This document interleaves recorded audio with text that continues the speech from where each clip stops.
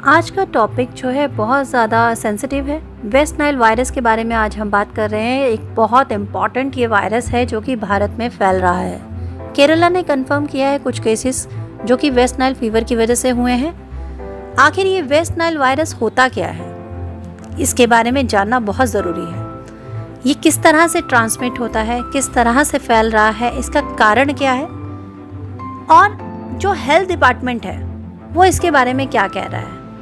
इन सारे टॉपिक के बारे में हमें डिस्कस करना है और इसकी करंट सिचुएशन के बारे में जानना है कि फ़िलहाल इसकी सिचुएशन क्या चल रही है। 10 ऐसे केसेस जो वेस्ट नाइल वायरस की वजह से इन्फेक्टेड हुए हैं वो केरला में रिपोर्ट किए गए हैं। कोझिकोड और मल्लापुरम 2 डिस्ट्रिक्ट हैं जो केरला में हैं जहां पर ये सारे केसेस घटित हो रहे हैं। चूँकि ये केरला में घटित हो रहे हैं, ये केसेस जो हैं दोनों में 5-5 करके ये केसेस आए हैं दोनों डिस्ट्रिक्ट में।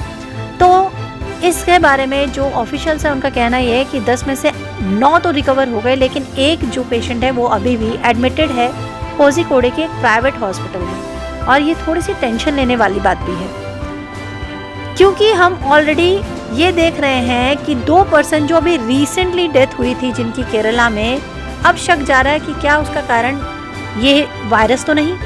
सैंपल्स को नेशनल इंस्टीट्यूट ऑफ वायरोलॉजी यानी पुणे में भेज दिया गया है टेस्टिंग के लिए, सिर्फ देखने के लिए कि भाई इसका और क्या क्या नुकसान हो सकता है। हम वेस्ट नाइल वायरस के बारे में क्या जानते हैं, कितना हमें पता है। जो टेस्टिंग हुई है, WHO ने, जो वर्ल्ड हेल्थ ऑर्गेनाइजेशन ने कहा है, वो कह रहे हैं कि जो ट्रांसमिट हुआ है ये मच्छर के काटने की वजह से हो रहा है लोगों में। और ये मच्छर इन्फेक्टेड हुए हैं या तो कोई इन्फेक्टेड बर्ड से या किसी इन्फेक्टेड कोई इंसान से। इसका मेन स्पीसीज जो जिम्मेदार है वो क्यूलेक्स नाम का मॉस्किटो है जो इस तरह का वायरस फैला रहा है, जिसे सबसे पहले युगांडा में 1937 में आइडेंटिफाई किया गया था। अब ये जो वायरस है, ये इन्फेक्शन जो है कम्युनिकेबल है या नहीं है, फिलहाल ऐसा नहीं बताया जा रहा है। ये जो केस है US बेस्ड CDC के हिसाब से देखा जाए तो 10 में से 8 पीपल जो हैं वो इन्फेक्टेड जो हैं उनको और कोई इस तरह से मतलब कोई सिम्टम डेवलप नहीं हुआ कि कोई स्पेशल सिम्टम हो, ऐसा डेवलप नहीं हुआ। हर पेशेंट का एक ही एक्सपीरियंस है कि fever, headache, joint pain, vomiting और डायरिया हुआ, उसके बाद इस तरह से फील होने लगा।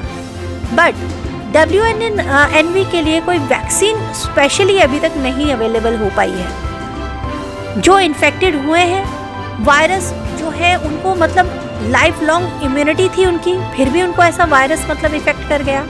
और 2011 में जो पहला केस आया वो भी केरला में ही आया था। मतलब ये बहुत समझने वाली बात है कि 2 डेथ होती हैं, एक 6 साल के बच्चे की 2019 में और एक 47 ईयर्स ओल्ड की 2022 में, और ये भी केरला में ही होती हैं। तो अब चिंता वाली बात यह है जो हमें समझना होगा कि ये वायरस क्या भारत के हर कोने में फैलेगा, क्योंकि अगर ये मच्छर के काटने से फैल रहा है तब तो बहुत टेंशन वाली बात है।